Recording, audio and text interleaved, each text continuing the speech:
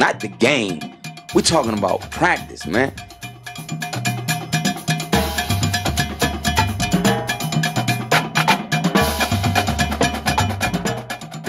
TP. Yo, right here. You're doing great.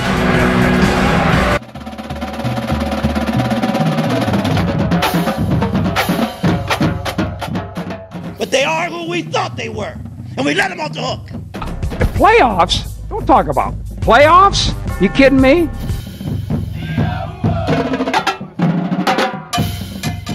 Hello?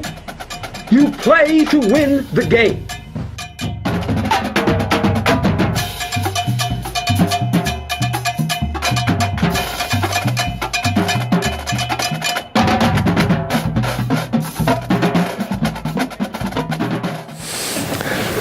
Are you ready? Today's the beginning of the professional football season, if you hadn't figured that out.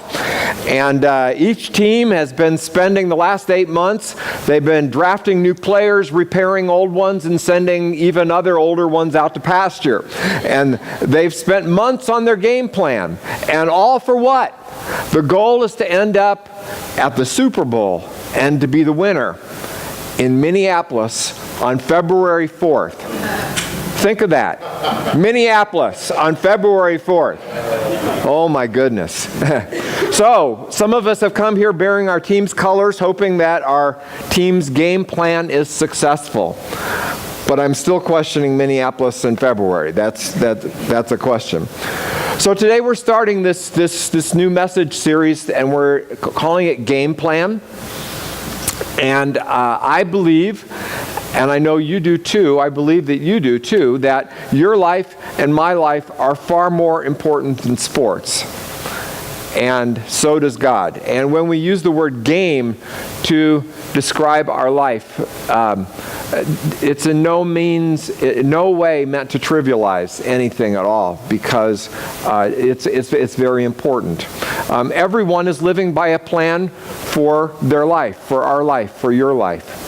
Some have thought about it, and others are just kind of living a game plan without much thought. But yet, it's a plan nonetheless.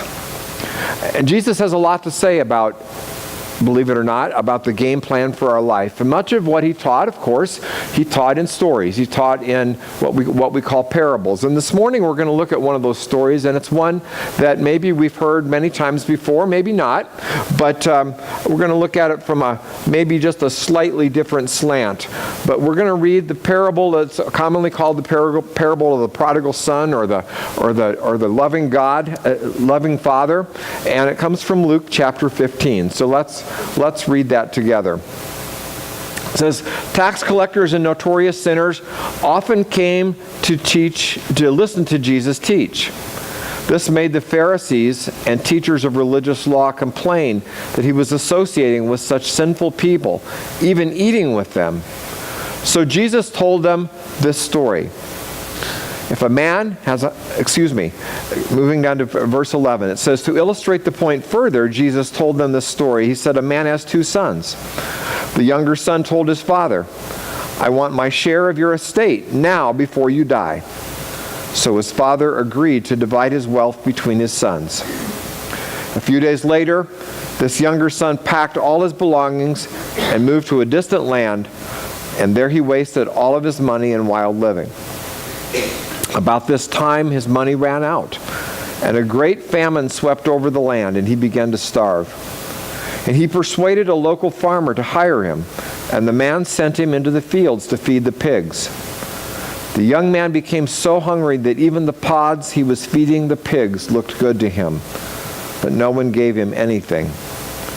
When he finally came to his senses, he said to himself, at home even the hired servants have food enough to spare, and here I am dying of hunger. I will go home to my father and say, Father, I have sinned against both heaven and you, and I am no longer worthy of being called your son. Please take me on as a hired hand. So he returned home to his father, and while he was a long way off, his father saw him coming. Filled with love and compassion, he ran to his son and embraced him and kissed him. His son said to him, Father, I have sinned against both heaven and you, and I am no longer worthy of being called your son." But his father said to the servants, "Quick, bring the finest robe in the house and put it on him. Get a ring for his finger and sandals for his feet, and kill the calf that we have been fattening. We must celebrate with a feast. For this son of mine was dead, and now has returned to life. He was lost, but now he is found." And so the party began. Meanwhile, the older son was in the fields working. When he returned home, he heard music and dancing in the house, and he asked one of the servants what was going on. "Your brother is back," he was told, "and your father has killed the fattened calf. We are celebrating because of his safe return."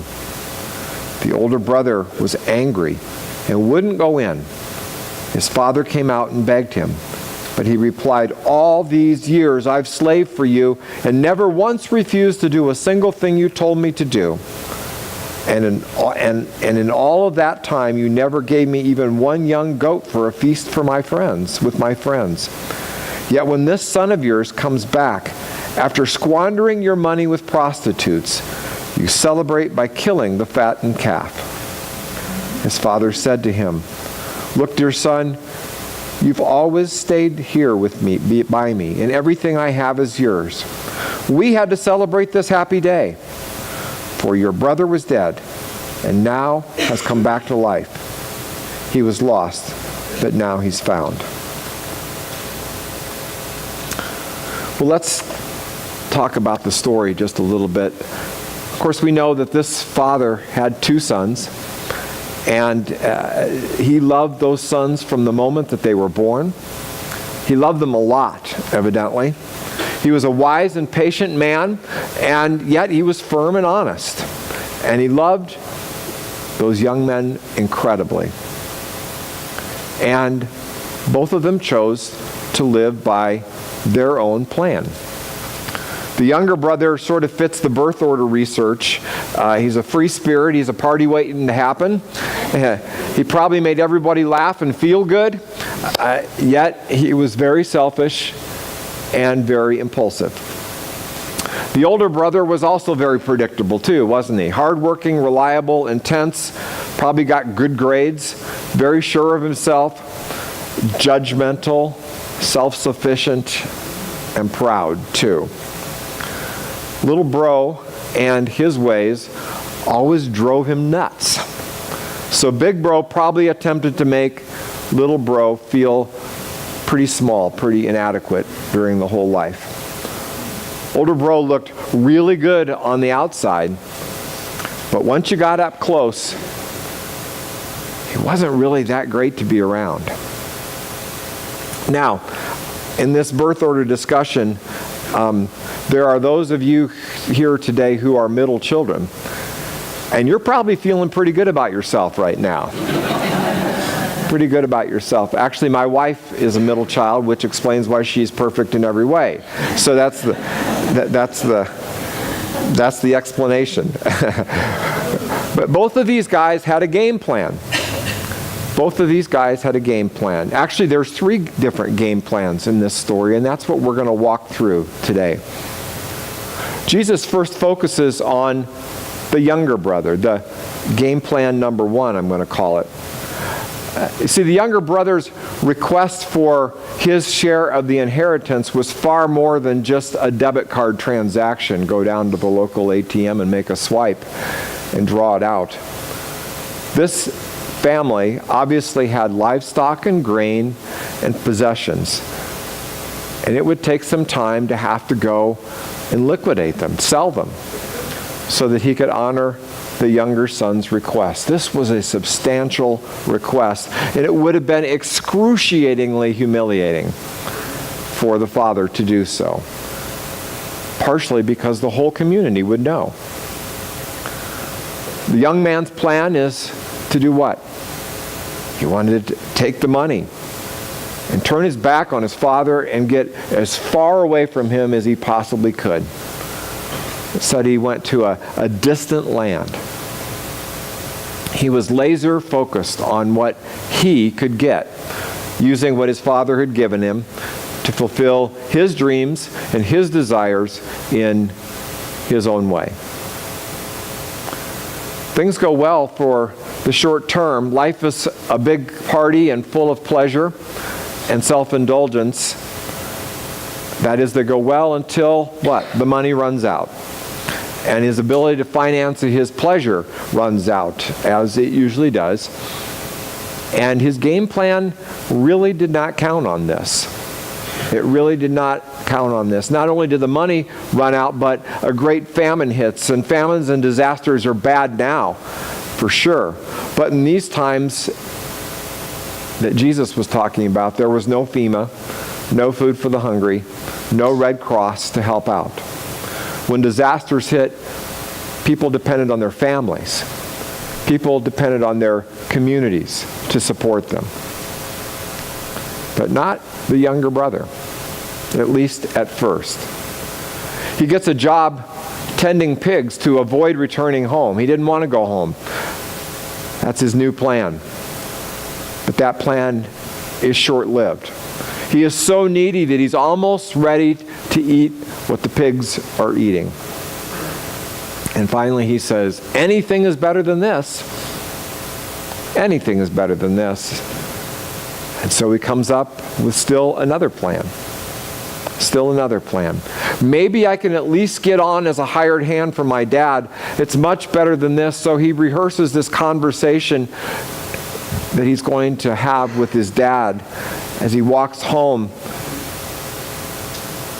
He sort of cringes as to what could be coming. But something happens that he was not expecting at all. The father who had been watching the road every single day since the day he had left, hoping and waiting. On this day, Jesus says, he sees his son a long ways away.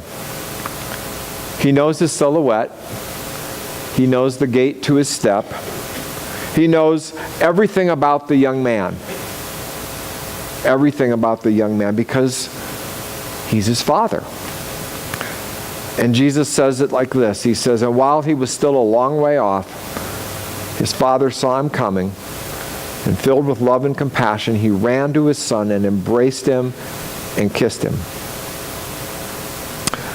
The boy thought he was going to be humiliated by this reconciliation and cut off. But instead, the father runs to be the first one to greet his son, to tell him that he never stopped loving him no matter how far away from home he was. This is someone whose game plan was all about his dreams and his desires in his way. I think sometimes, like the little brother, we may not go off to a distant country. We may not do it exactly like he did it, but sometimes we want someone or something so badly. Maybe it's a relationship, maybe it's a job, maybe it's something material or a kind of a lifestyle or something like that. And it's not that they're necessarily bad things in themselves. I've certainly allowed the pursuit of income or the pursuit of someone or the pursuit of something else to be my highest desire, to become my ultimate concern. And when something else occupies my ultimate concern, then the Bible describes that as being an idol. Something else, when something else occupies my ultimate concern, it's an idol. Little bro wanted to use his father to support his life in doing anything he wanted, wherever he wanted. But Jesus will not be a slave to anyone or anything. We will never use Jesus. Remember what he says in Matthew 10. He says these very harsh words. He said, if you love your father or your mother more than you love me, you are not worthy of being mine. If you love your son or your daughter more than me, you are not worthy of being mine. Did you ever wonder what Jesus meant by that? I mean, that's such a harsh thing. It talks about, but not, is he talking about not loving your family? No, I think Jesus knew and knows our tendency to turn even good things like family or wealth or power and popularity or even our own comfort. How we have the tendency to take those things that are even good and somehow we turn them into our ultimate concern. They become the most important thing in our life. Some of them are not bad in themselves, except Jesus said, when you put them above me. Above me. Even good things can become idols. Have you ever tried to use God to achieve your plan, your dreams, your desires? Has something other than Jesus become your ultimate concern? Has it subtly moved into first place? I think that's something that all of us need to think about from time to time. I think that probably has happened to all of us. Now let's move on to the game plan number 2. Jesus is also talking to the older brothers in the crowd. And make no mistake about it, older bro had a game plan too. At first glance, he seems to be the good and reliable son. But when little bro came home and the father threw a party and even killed that prized fattened calf, older bro was not happy at all. At all. All these years, he said, I have slaved for you. I've never once refused to do a single thing you've told me to do. And in all that time, you never gave me even one goat for a feast with my friends. Yet when this son of yours, notice he said son of yours, not my brother, son of yours, comes back after squandering your money on prostitutes, you celebrate by killing the fattened calf. Seriously? Seriously? Once again, when we think about it, it's pretty easy to sympathize with the older brother. I'm an older brother, and all my younger brothers had it a lot easier than I did, that's for sure. But this guy's heart had not been right for a long time. For a long time. That is, with regards to his father. He was holding on to a lot of resentment, some bitterness. And now the real feelings of his heart are just sort of gushing out. Older bro says, Father, that big party you're throwing is with my money. It's with my inheritance. I deserve it. Really? Really? That's a little bit of entitlement thinking, isn't it?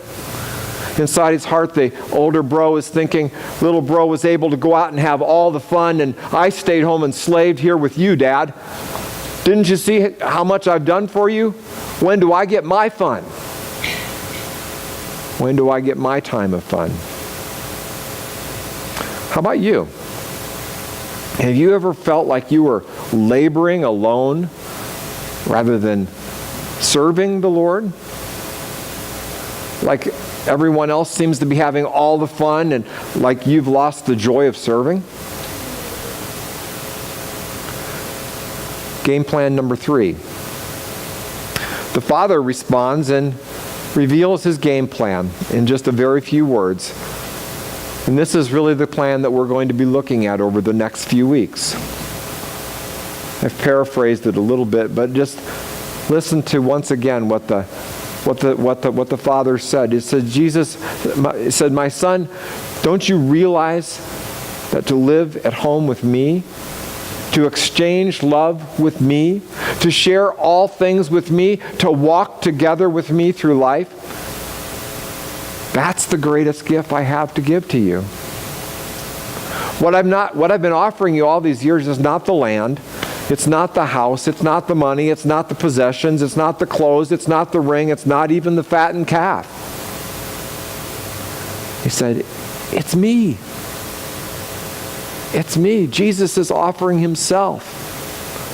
If living at home with me if living in a relationship with me is not enough, he says, then all the parties, all the possessions, all the property in this world,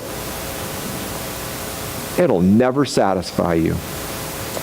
Never, ever satisfy you. Every time your brother gets some attention, every time someone else gets celebrated, every time someone else gets some stuff, you'll resent it.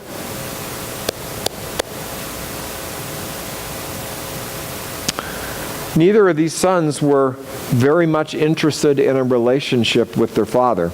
Both were focused on what they might extract from him. Little bro lived boldly, but lived very selfishly. He took what he wanted. Older bro lived begrudgingly and expected to be rewarded for his service in some material way. Both have made something other than God their ultimate concern. Something became more important than God. Three very different plans that we've looked at this morning. So now I want to ask you, what is your game plan? Maybe you can identify with a little part of some of what we've talked about this morning. It's a question that's very relevant to all of us, no matter what stage of life we find ourselves in. There's lots of different stages of lives represented here this morning. But the question is, do we have a Jesus-centered game plan? Sometimes we have defining circumstances that come along in our life that help us to see it more clearly. Share a couple of mine. The summer before my senior year of college, I've shared with you before, that was one of those most important moments for me. I could see out past my graduation, and the world was a very huge place. And there were lots of opportunities, and there was also lots of unknown out there. And on some days, I was so fired up and I was ready to take it on and meet it with confidence. And other days, I was filled with a lot of fear. I was filled with a lot of fear. My normal response, that what I try to do when I'm afraid of something, when I have fear that's built up in my life, is I try to sort of muscle up and take control of the circumstances and just power through it. But I've found that in general, fear sort of shrinks us. It shrinks our hearts. It draws us into this posture of being obsessed with ourselves. Being obsessed with ourselves. I wanted to look like this tower of confidence on the outside to others without showing that I was really a pillar of jello on the inside. A pillar of shaking jello. In the previous 3 years of college, I had been a little bit more living like the younger bro in this story. That's the way it was, distant from God, on my terms, trying to figure it out on my own way.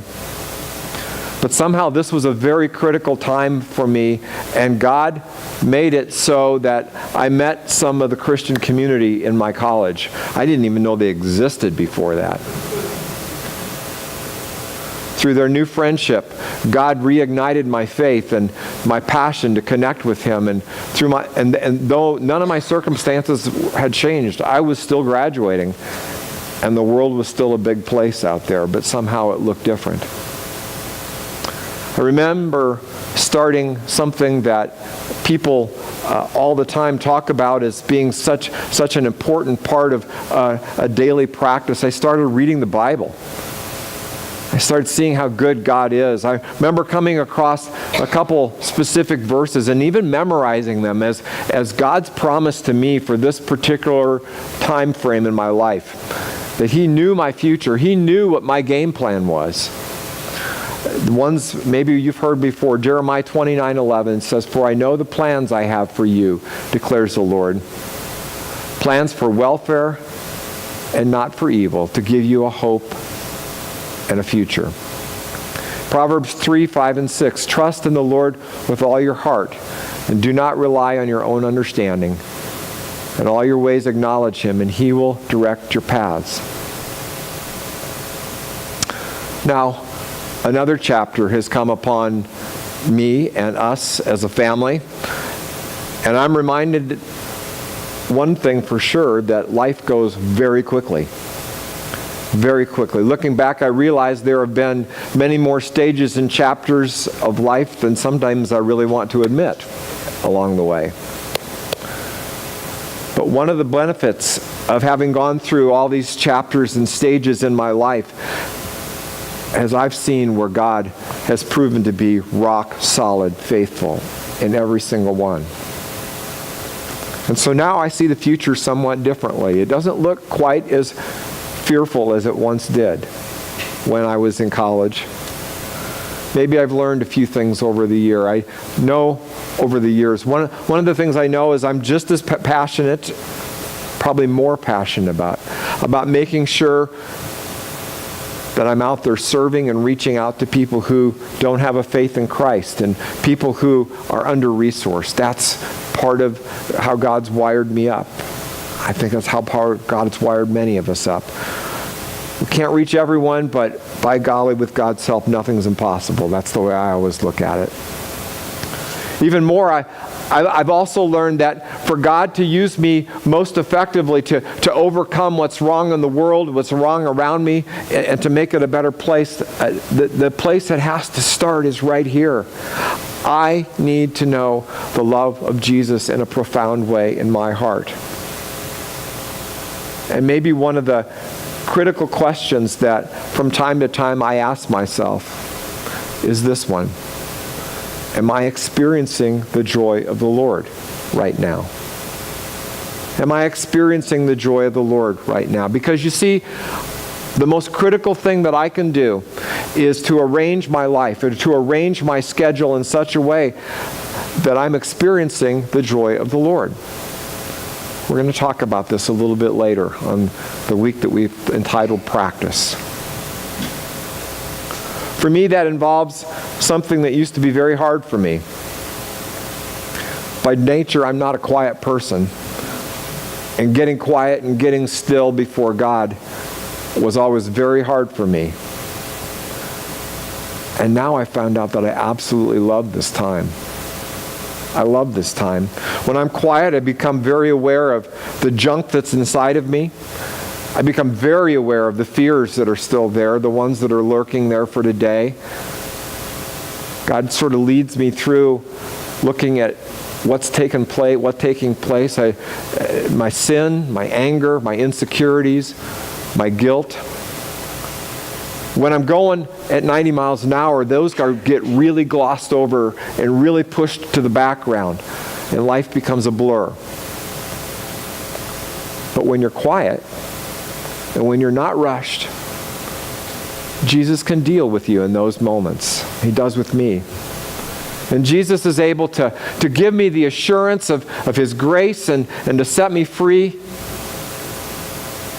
to live without fear of condemnation, without condemning myself. God also cures me of the deception that He would love me more if I could just develop one more program, one more better sermon series, one more something so that the congregation could grow and develop in such a way. And He meets me there as I imagine myself just crawling up into His lap sometimes. And he tells me, yeah, I love you. I love you no matter what. See, loving Him, learning to enjoy Him is like pushing the reset button of my life's operating system. It resets my thankfulness because, sometimes I can get pretty whiny. It resets my compassion because sometimes I can get pretty callous. It resets my integrity because sometimes I'm tempted to cut corners and avoid truth. It just simply slows me down. It resets my priorities. It resets my game plan. Over these next few weeks, we're going to talk a lot more about this. I pray that it's going to be a meaningful time for all of us. In fact, even on Wednesdays, we have a time to expand our discussion about this whole thing. I pray that you'll make this a priority as you seek to, over these next few weeks, maybe see what God's telling you about your game plan. And maybe it's going to be a time to press the reset button. What are you living for? Where is God right now? Is He most important in your life? Let's pray together. God, you are so good. You are so good. And today I thank you that we have simply shown up to be with you, to be with each other. And Lord, may I pray that this day would be a day when it would set our hearts thinking, our minds thinking about, what is it that I'm living for? This one